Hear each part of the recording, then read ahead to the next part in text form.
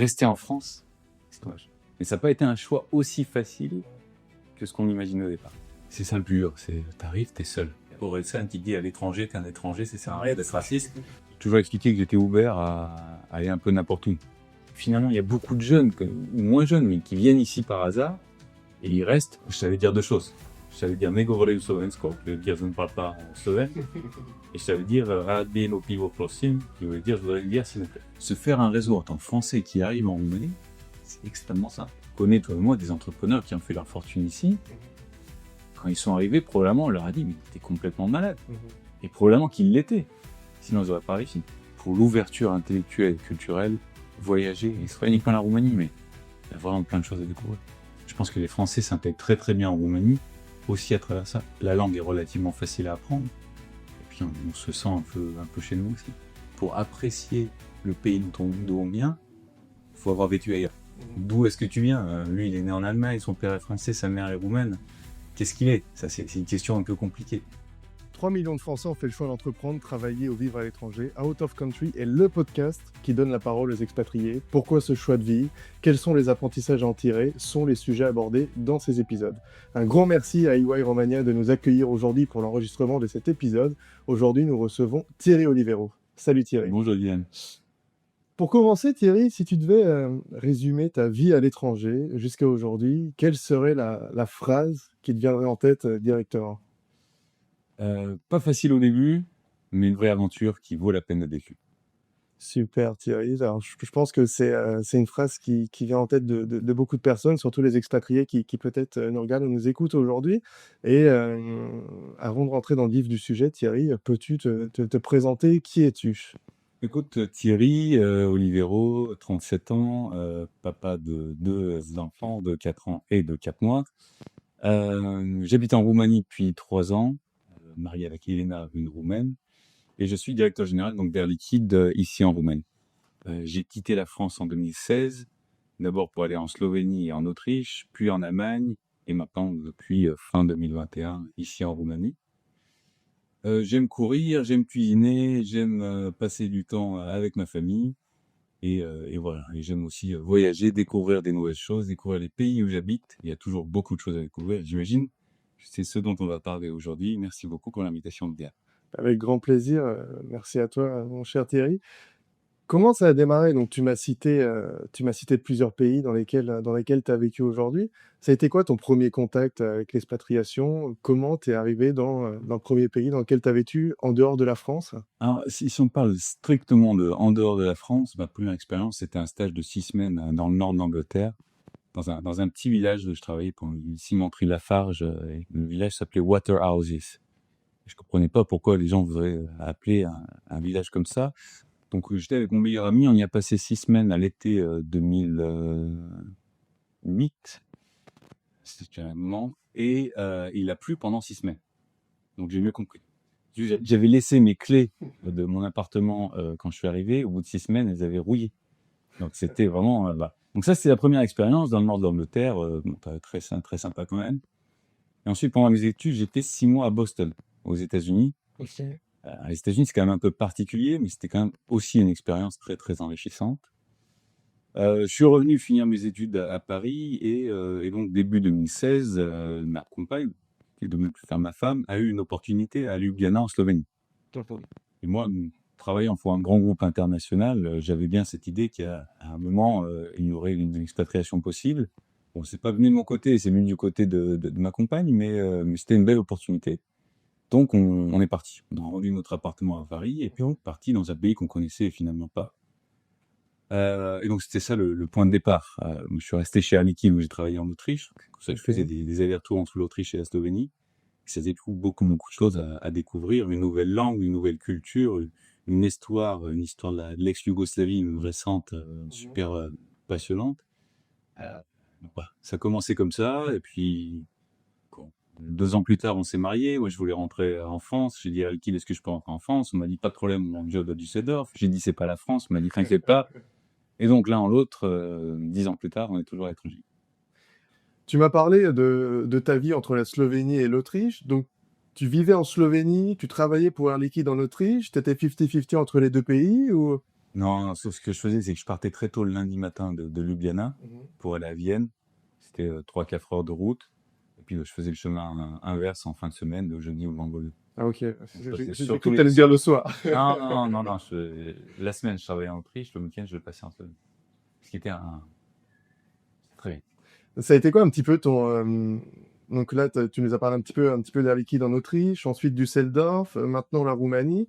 Ça a été quoi ces points de rebond chez Air Liquide? Donc c'est qu'au fur et à mesure, tu parlais aussi de la volonté à un moment de dire, bon, je retournerai bien en France, mais finalement, tu as fini à Düsseldorf. Ça a été quoi un petit peu tes points de rebond, la trajectoire qui a été mise en place entre ces différentes expatriations? C'était toujours des opportunités. Moi, j'ai toujours expliqué que j'étais ouvert à aller un peu n'importe où, à condition qu'on puisse être en sécurité et que la mission soit intéressante. Et non. C'était toujours des rôles intéressants au sein de l'entreprise qui faisaient que Düsseldorf, c'était directeur d'un programme de gestion de la performance. Ensuite, ici en Roumanie, c'était pour être directeur général. Donc, les missions étaient toujours intéressantes et collaient avec ce que j'avais envie de faire. Et collaient aussi avec la volonté familiale d'être ouvert à découvrir d'autres choses et tu vois, de tenter l'aventure. Donc, donc après Düsseldorf, tu arrivé en Roumanie. En plus, mon point, c'est que ta femme est également roumaine, donc je pense que ça a été un petit peu de se dire, bon, il y a un choix, on va dire, familial et en même temps professionnel, c'est un bon match d'être en Roumanie. Comment, comment arriver l'opportunité? Tu as vu le poste qui s'est ouvert, dire, ah, tiens, la Roumanie, c'est bon, j'y vais cette fois-ci. C'est un peu complètement à l'envers dans le sens où Air Liquide savait que j'avais cet attachement à la Roumanie, que je connaissais le pays, la culture et que ça pouvait être utile d'avoir un directeur général qui connaissait bien tout ça. Et puis le poste était disponible, donc on m'a contacté en me disant est-ce que tu serais intéressé. L'histoire marrante là-dedans, c'est qu'à l'époque, mon épouse, donc roumaine, mais qui avait quitté la Roumanie depuis 14 ans, donc ça fait 14 ans qu'elle vivait plus en Roumanie, était pas particulièrement emballée à l'idée de rentrer. Ça faisait pas partie des plans. Elle était enceinte de 9 mois au moment où on m'a proposé le job. Donc le premier réflexe, ça a été de dire non, c'est pas la priorité du moment. Après, on en discute, on réfléchit, on regarde ce qu'elles pourraient être les opportunités pour l'un comme pour l'autre. Puis on a pris la décision de venir. Mais ça n'a pas été un choix aussi facile que ce qu'on imaginait au départ. Surtout qu'a priori, On peut s'imaginer quand on entend l'histoire où est ta femme de Rouen, c'est facile. Là. comme beaucoup finalement de Roumains qui ont fait le choix de vivre à l'étranger il y a des dizaines d'années, et finalement c'est compliqué de revenir en Roumanie. Et je pense que même nous, c'est compliqué de retourner en France après des années d'expatriation. Ça a été quoi bon, tu avais déjà visité la Roumanie quelques fois avant d'emménager localement, mais ça a été quoi tes premières impressions en posant tes valises à Bucarest en disant, bon, ça va être notre pays de résidence pour les prochaines années? Si tu veux, pour moi, c'était plus de l'excitation. Ma femme, il y a une autre partie du pays, de la Transylvanie, qui est assez différente finalement de la région de Bucarest, donc je connaissais pas. Bucarest, je connaissais pas. Le poste de directeur général, je connaissais pas. Donc il y avait l'aspect professionnel qui était déjà très intéressant. Et puis oui, l'idée de découvrir le reste du pays. Moi, j'avais eu l'occasion depuis une dizaine d'années de visiter des petits bouts de la Roumanie, mais il restait beaucoup de petits bouts à visiter. Et comme c'est un pays qui a énormément de choses à offrir, qui est immense en fait, ne serait-ce qu'en termes de surface, ça fait 1000 km d'ouest en est, ça en fait 500 du nord au sud, c'est un grand pays. Et donc, c'était vraiment cette curiosité, cette envie de découvrir professionnellement et personnellement. Et c'est quoi ton coup de cœur en Roumanie? Je sais que ça va te faire plaisir parce que c'est de là où quelqu'un que tu connais bien vient. C'est la Bucovine, c'est la région du nord-est de la Roumanie. Je m'attendais pas du tout à ça. Tous les monastères de Bucovine, toute cette partie de la Moldavie historique, vraiment ça, c'est un vrai coup de cœur. On a ce point en commun dans la Bucovine, d'où vient ma compagne. Et comme tu le disais, la Roumanie est un pays énorme avec différentes régions qui sont c'est très éclectique en termes d'architecture, etc. Des parties de la Roumanie peuvent te rappeler l'Autriche, par exemple, où tu as pu vivre et travailler. Quels sont est-ce que tu as eu un gros choc culturel, à la fois personnellement et je dirais professionnellement, chez Air Liquide, entre par exemple l'Autriche, entre Düsseldorf, entre la Roumanie? Est-ce que tu as perçu des différences? Alors, absolument. Et ça, c'est quelque chose d'assez surprenant, même quand j'y pense aujourd'hui. En termes de culture d'entreprise, en termes d'ambiance, on va dire, Air Liquide, c'est un groupe qui a des valeurs qui sont fortes et qui sont marquées, mais la façon de les vivre va être très différente en France, en Allemagne, en Autriche ou ici en Roumanie. Et il y a aussi des historiques. Si tu veux, la filiale roumaine a été créée par Air Liquide. Les filiales allemandes et autrichiennes sont issues de rachats de concurrents. Et donc, étonnamment, je retrouve chez Air Liquide Roumanie une ambiance bien plus proche de ce que j'avais pu connaître en France, alors que la filiale est beaucoup plus petite et qu'il y a beaucoup plus d'écart avec un pays frontalier comme l'Allemagne. Donc oui, même si c'est la même entreprise, là où c'est utile, c'est le réseau que tu peux avoir dans ces grands groupes. Ça te sert toujours. Et comment tu vis le quotidien, c'est très différent. Et donc tu as aussi cet aspect culturel. La Roumanie étant un pays latin, de langue latine aussi, de culture, avec un croisement des cultures, c'est beaucoup plus facile pour un Français. Je pense que les Français s'intègrent très très bien en Roumanie, aussi à travers ça. La langue est relativement facile à apprendre, et puis on se sent un peu chez nous aussi. Toi, tu avais déjà quelques bases de roumain, j'imagine, avant d'emménager. C'est vrai que la majorité des Français, même des expatriés qui vivent à Bucarest, parlent anglais. Alors nous, c'est vrai qu'en tant que Français, on n'a pas un bagage anglophone terrible, mais je pense que c'est aussi un bon moyen d'apprendre, surtout que en Roumanie, l'anglais est très bien parlé. Euh, et ouais, tu penses que c'est important quand tu t'expatries? Donc toi, par exemple, tu as peut-être pu apprendre l'allemand également. Tu penses que c'est important de parler pas uniquement anglais quand tu es Alors, à l'étranger? je pense que c'est important. Je sais pas si ça va le rester. Tout ce qui est l'intelligence artificielle et toutes ces choses, je pense que ça devient beaucoup plus facile de se comprendre. Mais je pense que quand on veut comprendre un pays, s'intégrer au sens large du terme, l'apprentissage de la langue, c'est quand même un marqueur super important du pays. Même quand j'étais en Slovénie, à apprendre le slovène, pour le coup, c'est beaucoup plus difficile que l'allemand et le roumain. Je savais dire deux choses. Je savais dire negovorim slovensko, qui veut dire je ne parle pas slovène. Et je savais dire rad bien au pivo prosim, qui veut dire je voudrais le dire s'il vous plaît. Donc, et avec ça, franchement, la moitié du temps, j'arrivais à me débrouiller. Bon, parce que là, j'ai eu beaucoup de bière. Mais non, je pense que c'est très important de au moins faire l'effort, ne serait-ce que pour des petites choses, même si c'est pas une nécessité, comme tu le dis. En plus, à Bucarest, ceux qui parlent pas anglais, très souvent, ils vont parler français, de par l'histoire et l'amitié entre les deux pays. Donc, de très très bien s'en sortir sans ça.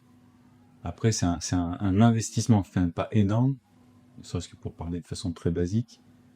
Et c'est un gain important. Moi, je vois pour mes équipes, je pense que le fait que je comprenne le roumain, au-delà de l'efficacité que ça apporte, ça montre un vrai attachement à leur pays. Et ça, pour les gens, c'est important. Et c'est marrant parce que je vois par exemple aujourd'hui, je comprends assez bien le roumain, mais finalement, t'as peu.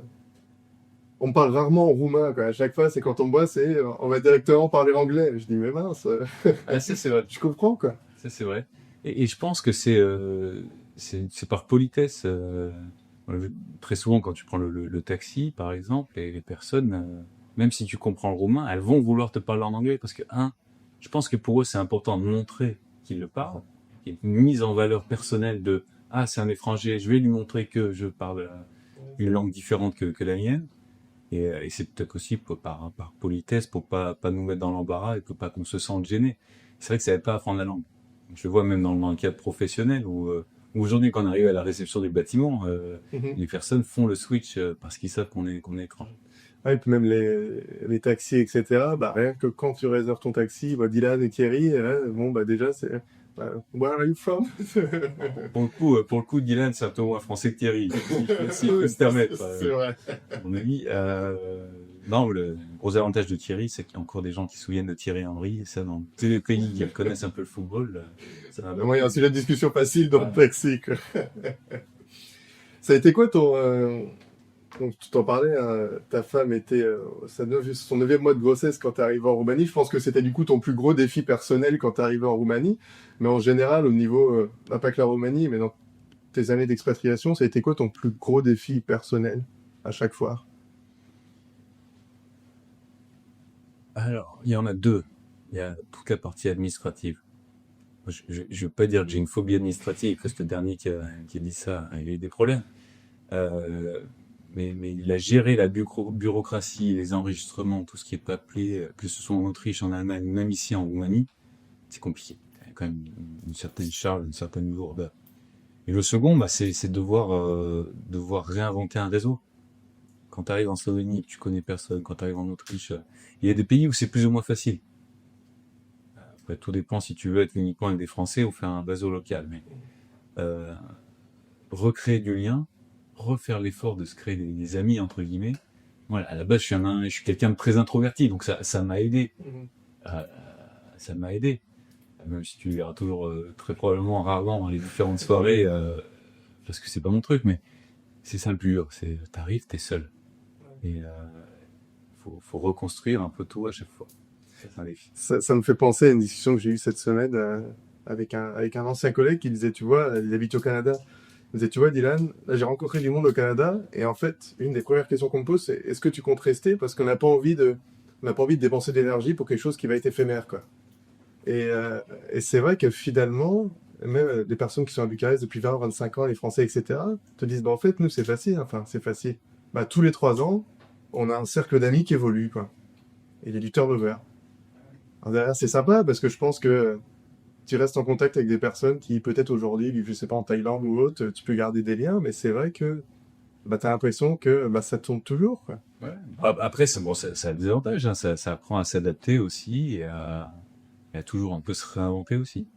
Ça fait plus d'amis, quoi. Ils changent tous les 3 ans. Mais c'est vrai que ça rend plus difficile le fait de créer des liens de longue durée. Et la question est tout à fait légitime, même si c'est un peu triste. Puis il y a plus voter dans l'éphémère aussi. Et juger de est-ce que je devrais être ami avec cette personne ou pas, alors qu'elle part dans 2 ans. Bon. Ouais, Mais c'est difficile aussi pour les enfants, je pense. Je vois avec mon fils Gabriel, il a ses copains à l'école. Si demain on change de pays, bon ben à cet âge-là, les copains, il va pas rester en contact avec eux. Donc là aussi, bon, ça apprend le changement, la permanence du changement. Mais c'est parfois un peu difficile. Et finalement, c'est une richesse parce que derrière, c'est une ouverture, même pour ton fils, pour tes enfants, bah, tu te dis, bah, peu importe où tu as vécu, déjà, tu seras plus ouvert d'esprit, et puis tu arriveras à faire des amis un petit peu plus facilement, quoi. Et puis je pense que alors, il y a toujours deux facettes à la médaille. La question, c'est après sur l'identité. D'où est-ce que tu viens? Lui, il est né en Allemagne, son père est français, sa mère est roumaine. Qu'est-ce qu'il est? Ça, c'est une question un peu compliquée. Mais après, ça aide aussi à être plus à l'aise, je pense, un peu partout. Moi, je le vois, c'était difficile quand j'ai quitté la France la première fois. En Angleterre, c'était 6 semaines, mais 6 mois aux États-Unis, t'es tout seul là-bas. Il y avait 20 ans. Bon, j'étais introverti, c'était compliqué. Bon. Après, quand tu pars en Slovénie, pareil, tu te sens isolé, mais au bout d'un moment, ça devient beaucoup, beaucoup plus facile. Comme les enfants sont beaucoup plus rapides que nous. Puis fait, je pense, de grandir dans un environnement comme ça, dès le plus jeune âge, mais finalement, tu as une certaine flexibilité, quoi. Et de toute façon, on voit bien, enfin, ma génération, je suis un petit peu plus jeune que toi, mais ma génération aujourd'hui va vivre à l'étranger énormément. Que ce soit, enfin, je dirais que la Roumanie, la Slovénie, l'Allemagne, l'Autriche, ça reste la porte à côté par rapport à la France. C'est sûr que les États-Unis, c'est de l'autre côté de l'Atlantique. L'Australie, n'en parlons pas. C'est sûr que là, pour le coup, t'es vraiment isolé. Et au travers de ces expériences aujourd'hui, la Roumanie, est-ce que ta vie à l'international, ça a changé ton rapport à la France? Absolument. Et ça, moi, je m'en suis rendu compte surtout la première fois quand j'étais aux États-Unis pendant 6 mois. Une fois, Boston, c'est un endroit, c'est super, vraiment super. Je travaillais avec des gens qui étaient adorables. Mais j'ai jamais autant aimé la France que quand je suis revenu des États-Unis. Et je pense que vraiment pour apprécier le pays d'où on vient, faut avoir vécu ailleurs. C'est un peu comme beaucoup de choses dans la vie. Ceci dit, bon, la France a ses qualités et ses défauts. Ça reste le plus beau pays du monde, probablement. Le climat est quand même un peu lourd en ce moment, que ce soit le climat politique, le climat social, etc. Il y a un gros avantage quand tu vis à l'étranger, c'est que les problèmes qu'il peut y avoir dans un pays, c'est pas ton problème d'une certaine façon. Orelsan qui dit à l'étranger, t'es un étranger, ça sert à rien d'être raciste. Bon, à l'étranger, t'es un invité. Moi, je suis un invité en Roumanie. Alors, si j'étais un peu plus pauvre, on dirait peut-être que je suis un immigré, mais comme j'ai de la chance, on me dit que je suis un expatrié. L'avantage que ça, c'est que quand il y a des choses qui fonctionnent pas, je dis, bon, d'accord, mais je vais quand même pas l'ouvrir, c'est pas chez moi. Donc, et ça te touche beaucoup moins. Quand je rentre en France pour les vacances et qu'il y a des trucs qui fonctionnent pas, ça m'énerve. Je le vois avec les Roumains qui vont s'énerver de ce qui se passe. T'es beaucoup plus détendu quand t'es étranger. Donc oui, ça change la perception. Et maintenant, quand je retourne en France, il y a des choses que j'aime, qui me manquent et que je suis content de retrouver. Beaucoup plus que si je les avais au quotidien, probablement. Et inversement, les désavantages, je les ai moins. De toute façon, je pense qu'on a tous un... Enfin, en Roumanie, c'est encore un peu plus différent, mais dans les différents pays, en Roumanie, tout le monde pense que l'herbe est plus verte ailleurs. En France, on commence à avoir ce petit côté-là aussi. Et, euh, et c'est vrai ce que tu dis, parce que finalement, on regarde ce qui se passe en France, etc. On regarde les infos. Enfin, moi, je regarde encore les informations en France. Mais en fait, tu as un certain détachement, quoi, parce que tu te dis, bon, bah, je suis plus forcément impacté, mais on continue de suivre quand on agit, quoi.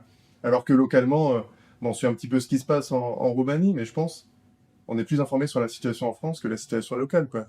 Tu rentres souvent en France aujourd'hui? Ah oui, 1 à 2 fois par an. Une à deux fois par an? Ouais, c'est principalement pour voir la famille, toujours dans la région de Grenoble. Et, ouais. T'es content de rentrer à chaque fois? Oui, je suis content. Voilà, alors ça, oui, je suis content de rentrer à chaque fois. C'est pas plus simple avec des enfants que tout seul. Non, je suis content. Et t'es aussi content de revenir. Moi, je suis toujours content. Mais non, la dernière, j'ai pas eu de chance. Je crois qu'il y a eu la canicule, mais c'est aussi l'occasion d'avoir les Jeux Olympiques en France. Non, je suis toujours content de rentrer et j'en profite davantage, encore une fois, que si j'étais au quotidien en France. Quand on est privé de quelque chose. Moi, j'ai grandi à Grenoble. Je sais pas si tu connais Grenoble, mais Grenoble, c'est une ville qui est entourée de montagnes. Ouais, tout à fait. Quand tu grandis à Grenoble, tu te rends pas compte qu'elle est entourée de montagnes. Tu te rends compte quand tu vas dans Deauville qu'il n'y a pas de montagnes, mais t'apprécies pas la beauté des montagnes de Grenoble. Maintenant, quand j'y retourne, je les vois. Et je sens que les Grenoblois ne voient pas nécessairement les montagnes qu'ils ont autour. Moi, je les vois. Donc, tu vois, ça te permet d'ouvrir un peu les... Bah, t'as un autre aspect, t'as un autre point de vue. Ouais, et puis c'est vrai que bah, c'est comme tout finalement. Moins t'as quelque chose, plus finalement tu vas l'apprécier, quoi. Et, euh, et c'est vrai que ça me fait le même effet surtout sur la nourriture aussi. Finalement, tu te dis bon, ouais. Bon, même si à Bucarest on a des boulangeries françaises, mais quand tu vas en France, une bonne baguette, moi c'est les rillettes par exemple. Je prie tu vois à chaque fois. À chaque fois quand je vais en France, mes parents savent très bien qu'il faut absolument que j'ai des rillettes parce que c'est un supplice de vivre sans. Ouais, Après, non, on trouve de tout, mais c'est moins accessible. Le fromage aussi, je vais parler des rillettes, je vais parler des fromages, la qualité des fromages qu'on peut avoir en France. Au Mani, il y a beaucoup de vaches, il y a beaucoup de moutons, il y a beaucoup de chèvres, mais il n'y a pas beaucoup de fromages locaux. Après, on en trouve, on a nos amis qui font la fête, qui peuvent te les fournir, mais c'est pas pareil quand c'est accessible tout le temps dans n'importe quel supermarché où tu vas ou dans n'importe quel restaurant, ou quand il faut faire un effort, faut l'avoir. Ouais. Et c'est vrai qu'on savoure pour le coup le fromage, tout à fait. Est-ce que professionnellement, l'expatriation, ça a un petit peu façonné ton style de leadership et de management? Oui, parce que ça m'a permis de vraiment mesurer cet aspect de différence culturelle d'un pays à l'autre. Et même des pays qu'on croit très proches de l'un de l'autre ont chacun est différent, mais il y a des cultures nationales qui sont très fortes, que ce soit sur la prise de décision, que ce soit sur la façon de travailler, sur la façon de communiquer. Et en fait, très rapidement, je me suis trouvé dans des situations, que ce soit en Autriche ou en Allemagne, où je me disais, mais ça, ils comprennent pas ce que je suis en train de dire, ou il y a un écart entre ce que je dis et ce qui est perçu. Et donc, ça m'a fait me poser beaucoup de questions sur la perception, avec la perception de pourquoi est-ce que les gens travaillent, comment est-ce qu'ils ont envie de travailler. Et donc, ça a complètement changé mon approche du leadership. À la fois sur la façon dont j'étais managé, parce que en Autriche ou en Allemagne, j'étais pas managé par des Français, j'étais managé soit par des Allemands, des Autrichiens, des Italiens. Et je voyais même autour de moi, ou moi hollandais, je voyais autour de moi que ça crée beaucoup de problèmes. Et donc même cette conscience les difficultés ou les différences culturelles, ça t'apporte les bonnes questions. Et parce que tu te poses les bonnes questions, tu deviens, j'espère, un meilleur leader. Est-ce que, je pose la question comme ça, mais est-ce que ça t'est déjà arrivé que ce soit mal perçu, je sais pas, que bah, par exemple ta direction ici à Liquide, ce soit un Français et pas un local? Est-ce que ça joue aussi dans le côté leadership ou management, cet aspect? S'il y a bien un pays où je l'ai pas senti, c'est en Roumanie. Ok. Je l'ai senti peut-être plus en Autriche et en Allemagne, où tu sens, le français, c'est celui qui a été envoyé là pour... Un peu du flicage, ça peut être Ouais, ça peut être perçu un peu comme ça, à tort ou à raison d'ailleurs. Hein. Moi, j'ai pas la pierre, peut-être que j'aurais eu la même perception. En Roumanie, c'est un peu différent. En Roumanie, tu as une il y a une histoire et une culture qui fait que les Roumains ont souvent eu des étrangers, entre guillemets, des ethnies différentes qui viennent chez eux. T'as pas la même histoire. Tu prends ne serait-ce que leur premier roi, quand ils ont cherché un roi en 1866, je crois, ils sont allés chercher en Allemagne. Il n'y avait personne en Roumanie pour devenir roi, ils n'arrivaient pas à se mettre d'accord, ils se sont dit, il y a Bia là-bas dans l'ouest de l'Allemagne, on l'a appelé, il nous a dit qu'il n'y avait rien de prévu les 25 prochaines années, bon, ben, il va venir mettre roi.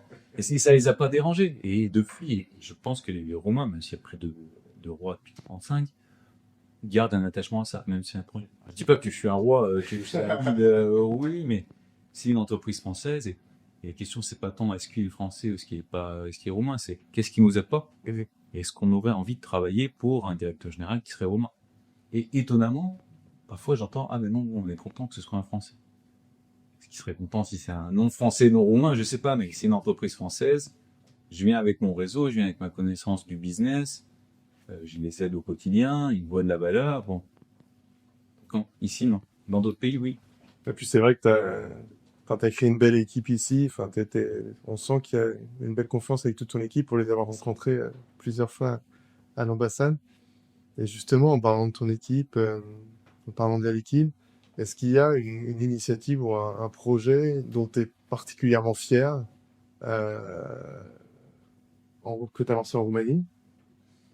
Ouais, mais c'est la croissance. En fait, en Roumanie, on a la chance d'avoir des opportunités de croissance. On est en train de construire un nouveau centre de conditionnement à Kitila. On est en train de démarrer une nouvelle usine à Ploiești. C'est des beaux projets, c'est des beaux équipements, c'est de l'argent qu'Air Liquide est prêt à mettre, à investir dans le pays. Donc, même le message pour mes équipes, c'est Air Liquide croit en nous. Si on croit en nous, il faut qu'on fasse. Allez, on fait. Et donc, c'est ça. C'est vraiment d'avoir réussi à transformer une filiale qui était proche de l'équilibre, quelque chose de profitable, qui regarde sur l'avenir, qui investit avec des belles opportunités pour le futur. Ça doit motiver les équipes, tout à fait.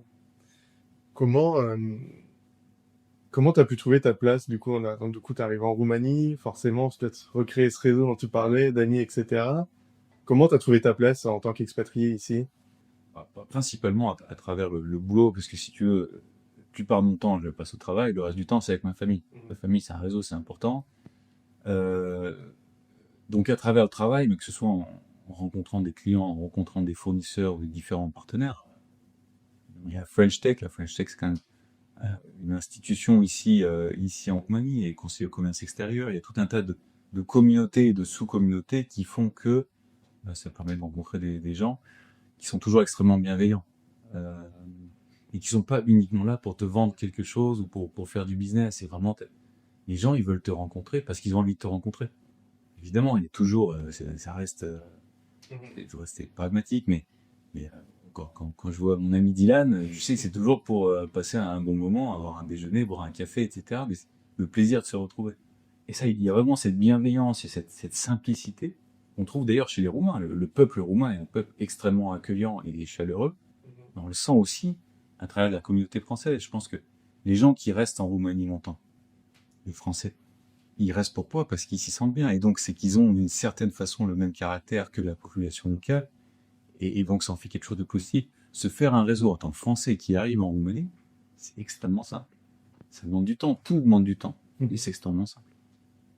C'est extrêmement simple si tu as l'envie de sortir justement et de découvrir ces cercles, quand même, c'est clair. Oui, bah faut prendre le temps de faire des rencontres. Mais c'est pas des rencontres faciles. On n'a pas l'impression de devoir ramer pour entrer dans les cercles de gens qui se connaissent déjà. Bah, on te fait une place. On te fait bien volontiers. Et je pense que c'est un point en commun dans les différents pays. Tu as peut-être retrouvé ça aussi en Autriche, en Allemagne, mais moi, je me suis rendu compte en arrivant en Roumanie, dans les cercles français, etc., que tu as une ouverture d'esprit où c'est extrêmement simple. C'est simple en tout cas, de créer du réseau, de sympathiser.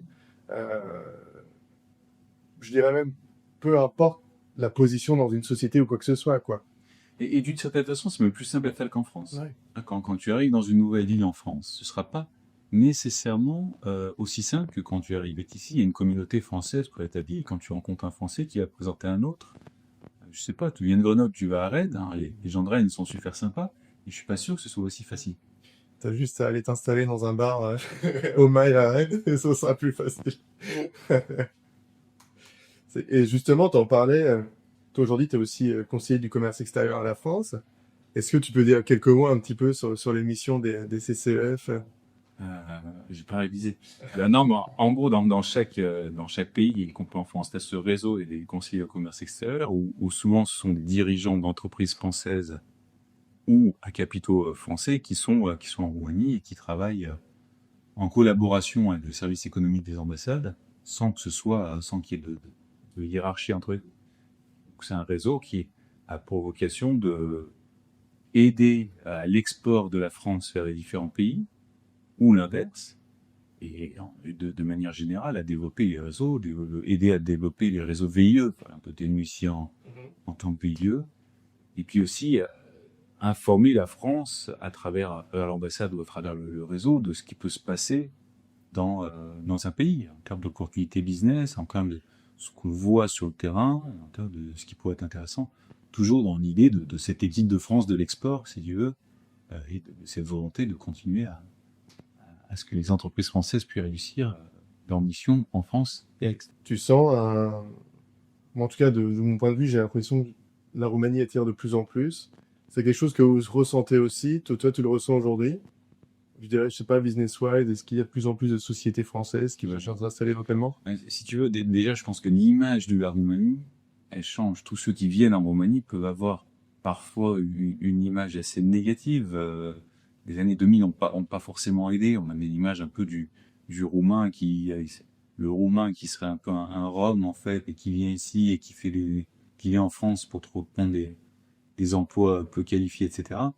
Lorsqu'ils arrivent ici, ils sont surpris de voir le niveau de développement, de voir la culture, de voir la richesse géographique, touristique. Beaucoup de gens qui se disent on va faire du tourisme en Roumanie, ils s'attendent pas à ça. Et au final, ils sont contents de leur expérience. Et donc, ça apporte aussi des opportunités. Il y a 20 millions de Roumains, c'est quand même un marché énorme. Il y a encore beaucoup de choses à développer. Il y a une main-d'œuvre qui est encore moins chère qu'en Europe de l'Ouest. Et donc, et ça reste un pays très industrialisé, avec une culture industrielle.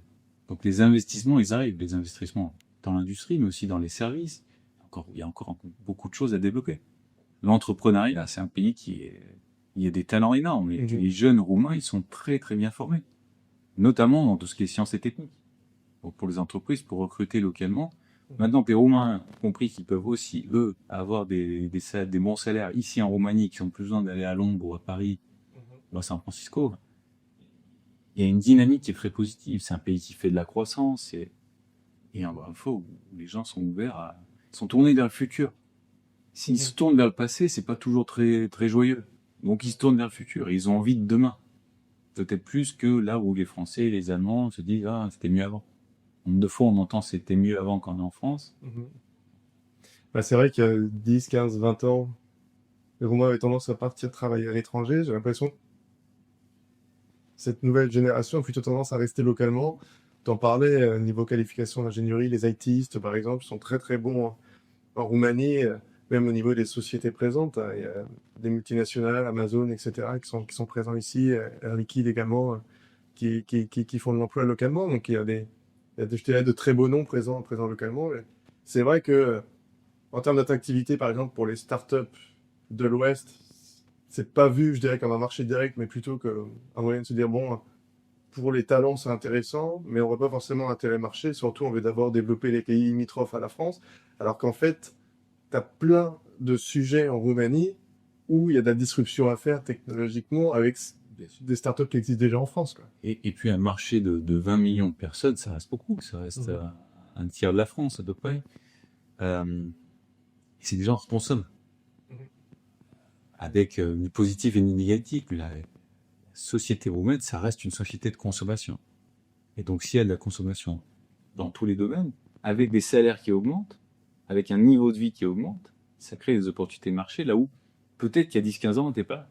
Et donc ceux qui sont venus il y a 10 ou 15 ans et qui se sont dit il n'y a pas de marché pour moi, je repars, doivent refaire leur analyse, reassessment.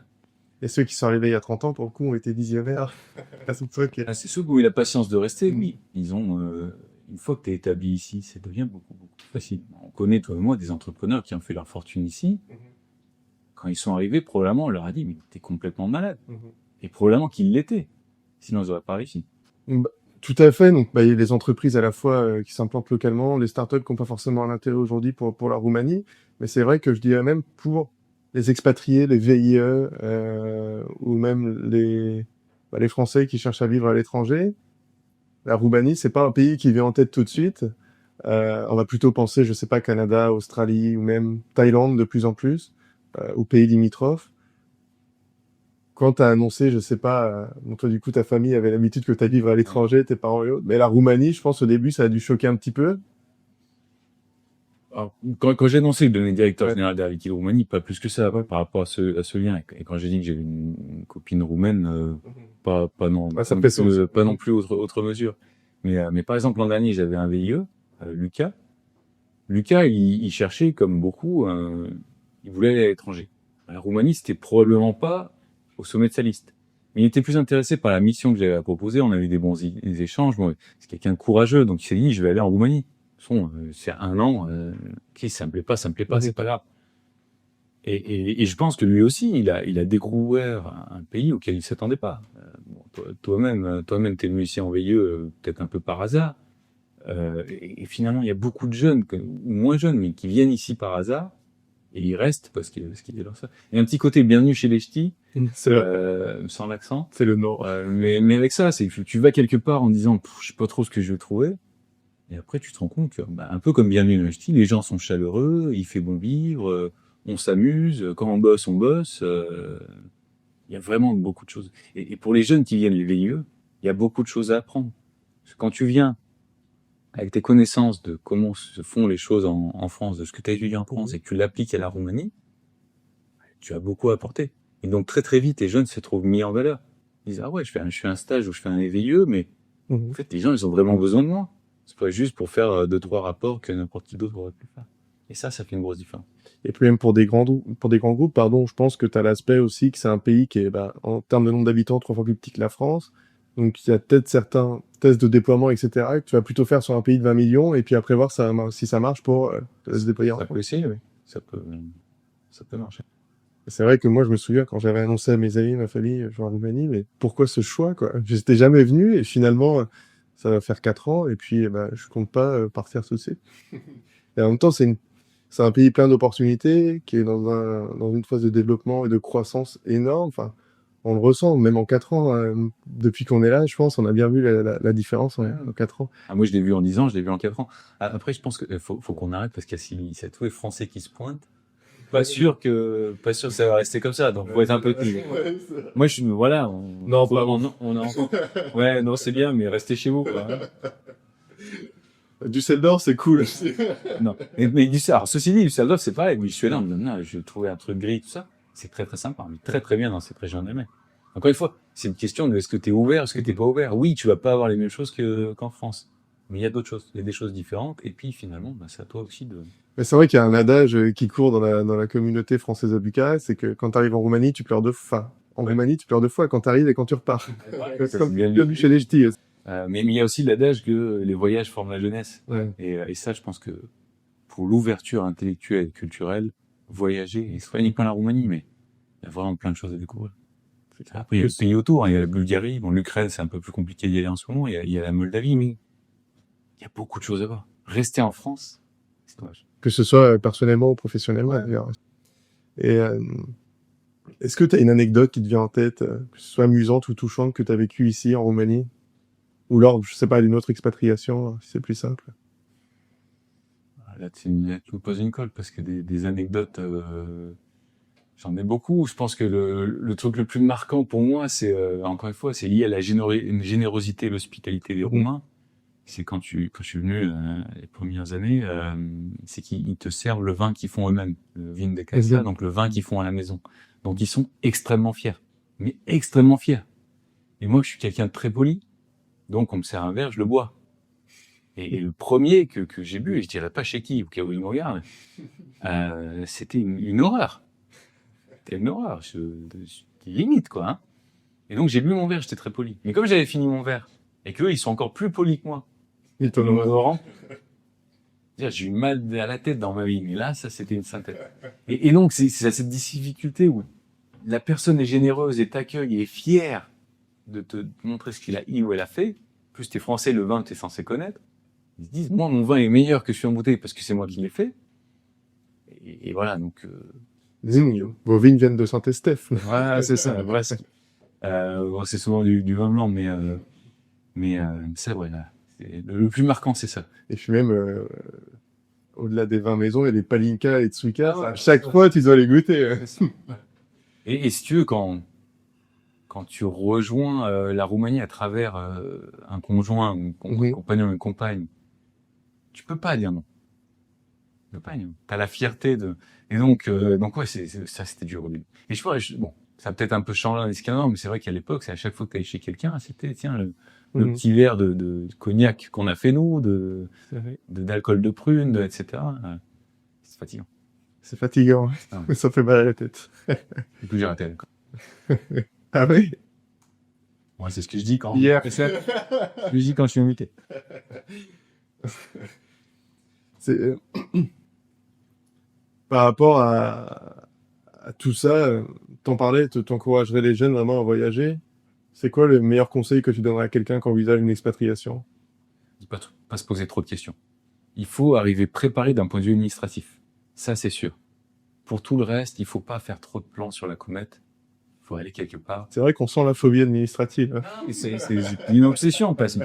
Non, mais il faut se laisser surprendre et pas abandonner à la première déconvenue.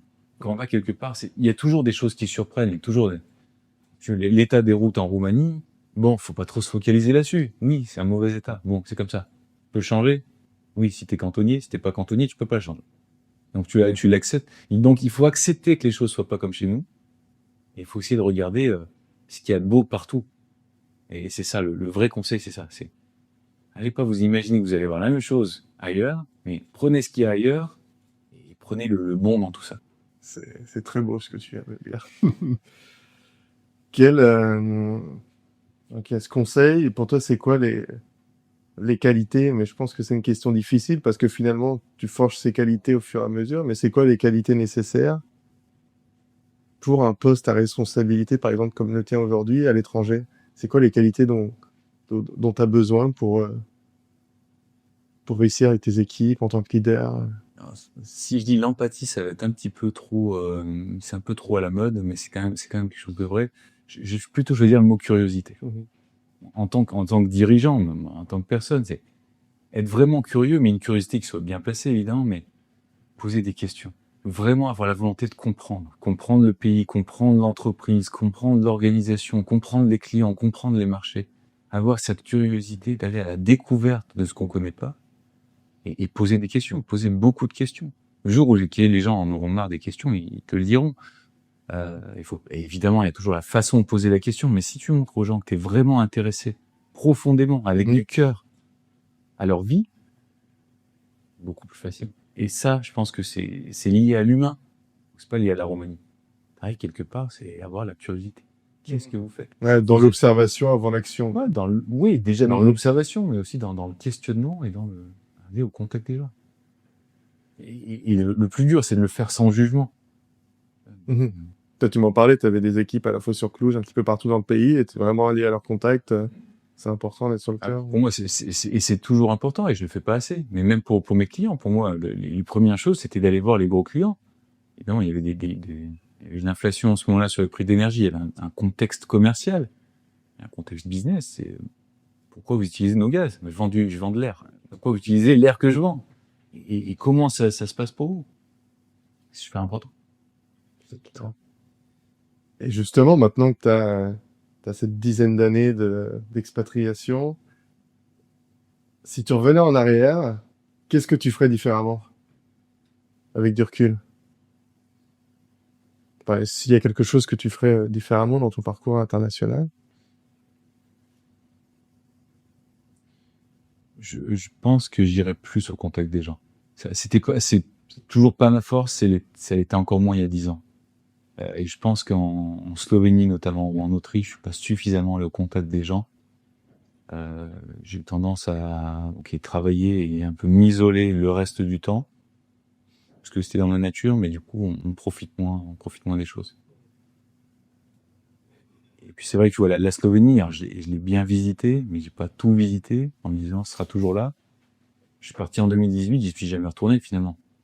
Et j'y retournerai probablement, mais tu te dis que tu reviendras et en fait, faut pas garder des choses pour quand tu reviendras. Fais les choses maintenant, vis l'instant présent et profite-en à fond. C'est ça le conseil. C'est vrai que moi, ça fait 4 ans que je suis en Roumanie, et finalement, j'ai très peu visité le pays, quoi. Et je pense qu'on est beaucoup dans ce cas-là, tu vois. Et on se dit, ouais, je le ferai plus tard, etc. Mais finalement, moi, ça fait 4 ans. Bon, la Bucovine, forcément, j'ai vu parce que ma belle famille est en Bucovine. La côte, oui, parce que du coup, on va à la mer. Même la montagne, j'ai pas trop fait. C'est vrai que Moi, je t'invite à me rendre visite à Sibiu, si t'es jamais venu à Sibiu. Sibiu, j'y suis allé. Ah bah, viens pas. Viens pas, si t'as pas envie. Non, mais, Pas sûr. non, mais, toute la C'est magnifique. Transylvanie, c'est magnifique. Je t'invite à aller à Sighișoara. Si t'es jamais allé à Sighișoara, va à Sighișoara et autour de Sighișoara, là-bas, t'as un croisé entre les cultures saxonnes, hongroises, roumaines, dans une ville qui est magnifique et qui est sur une petite colline. Et tout ce qu'il y a autour, on y mange bien, on y vit bien, les gens sont sympas. C'est le lac vient de Dracula. Parce qu'il n'y a aucun lien avec le fait que les gens soient sympas, mais c'est Sighișoara, par exemple, si tu as une petite excursion, c'est sympa. Les mines de sel, etc. Enfin, on parle La mine de sel, Slani, c'est incroyable, c'est interstellaire. Slani, il y a Tourda, mais même tu vas à Cluj.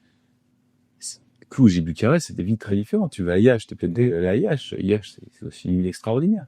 Et après, tu vas à Constance, t'as plus l'impression d'être à Istanbul qu'à Cluj. Ouais, c'est vrai. Comme tu le disais au départ, c'est un pays à croiser des chemins de l'histoire et de la culture. Et trop bien. Mais c'est vrai que je pense qu'on est beaucoup à juste passer du temps à Bucarest, c'est pas forcément le rêve.